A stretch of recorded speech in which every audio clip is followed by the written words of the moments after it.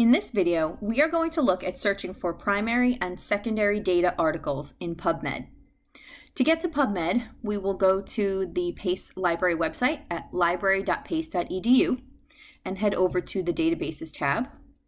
And we can do it two ways. We can select by subject and go down to nursing and medicine, or we can go alphabetically and click on the letter P. These are all of the library's databases that begin with the letter P, and we're just going to scroll down to PubMed. And in order to verify that you are a PACE student or faculty member, you need to log in. And this is the PubMed homepage. PubMed is a database that provides access to both freely available research from the National Institute of Medicine, a government research agency, as well as scholarly articles that are only available through library subscriptions. For this reason, using the link from the PACE website, and when we just logged in, allows you to have access to more articles. Since PubMed's algorithm is pretty sophisticated, you can simply enter in your search terms in the box without the addition of extra search strategies such as quotation marks or words like "and." So I'm going to search for Zika virus intervention because I'm looking for articles related to that virus and which present a strategy or intervention for addressing the virus. And I'll click search.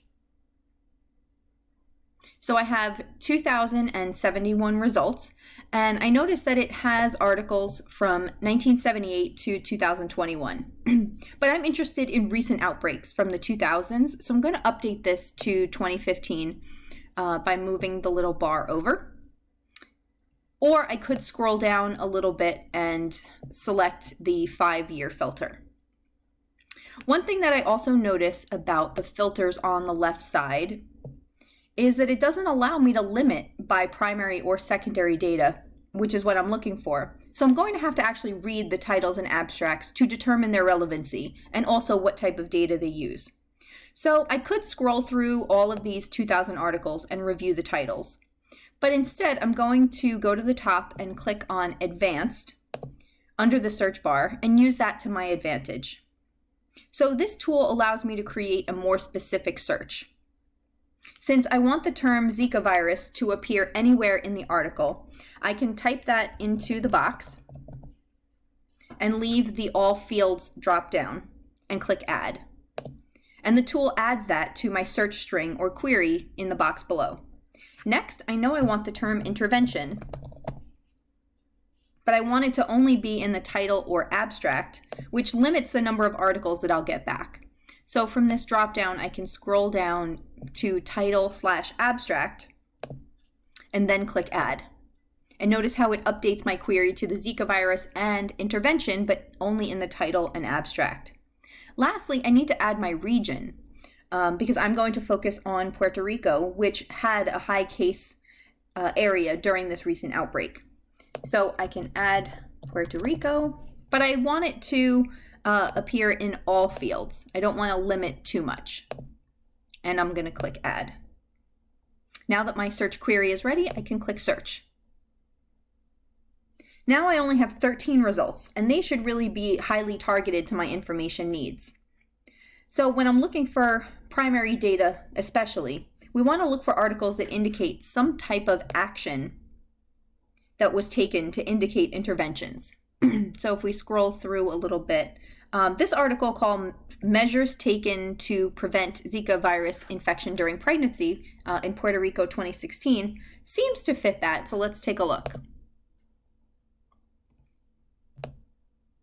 So we have the title, we have the authors, and then we have the abstract, which is really what we want to read. So the article says that from January 2016 through March 2017, Puerto Rico reported approximately 3,300 pregnant women with laboratory evidence of possible Zika infection. And the CDC and Puerto Rico Department of Health analyzed data from a pregnancy monitoring survey, and that's the data that they're using to analyze different interventions and the possibilities of those interventions. So it says these results, right, from the CDC and the monitoring system can be used to assess and refine Zika virus infection prevention, messaging, and interventions for pregnant women.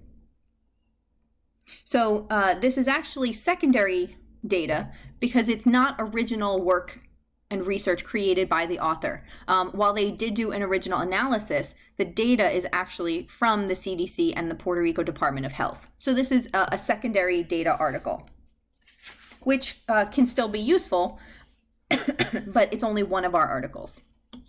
So now, how do we access full text? On the right side towards the top, you can see full text links, and we can click on either of these to get access. So here's free full text access from PubMed Central. And if we scroll down, we can see the introduction and the entire article. So let's go back to our search results by clicking on the top right and look for some additional articles. So if we keep looking through these, another potentially relevant article is what we're looking for, but one that's going to have primary data. So this one, citywide control of Aedes aegypti during the 2016 Zika epidemic. Let's click on this one. So again, there's the title, there's the authors, and the abstract. So this investigation was initiated to control the Aedes aegypti and Zika virus transmission in Puerto Rico during the 2016 epidemic, which included community awareness and education, source reduction, larviciding, and mass trapping. So we can see that the area under treatment had 61,511 inhabitants. The city was divided into 8 even clusters and treated following a cluster randomized stepped wedge design. So they actually implemented these interventions with real people in real places and came to a conclusion. This investigation demonstrated that it was possible to scale up effective Aedes aegypti control to a medium-sized city through interventions. So this is primary data because the authors actually put an intervention into place with real people and came up with some real original data. So again, how do we get the full text of this one? Up on the right side, we also have that PMC full text. So clicking on that icon would get that for you. So it seems like all the ones that are relevant to our topic so far have been free and available, but what does it look like when there isn't full access? If we look at this one does not have free PMC article underneath it. So let's look at this one. Strategies and safeguards to ensure access to long-acting reversible contraception removal.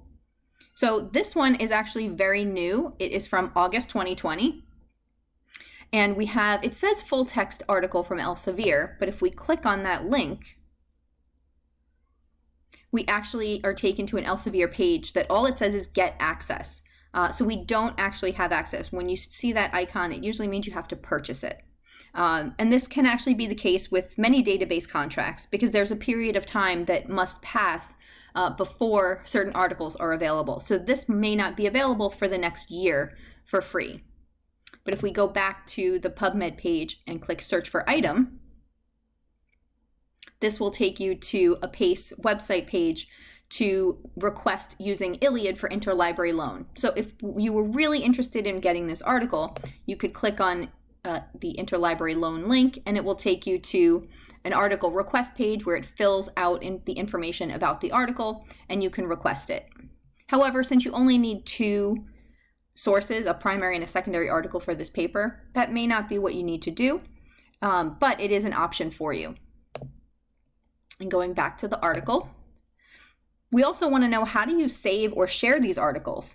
So what you can do is use this link icon on the right side, and it's called a permalink, which is just what it sounds like. It's a permanent link that will bring you back to this specific article.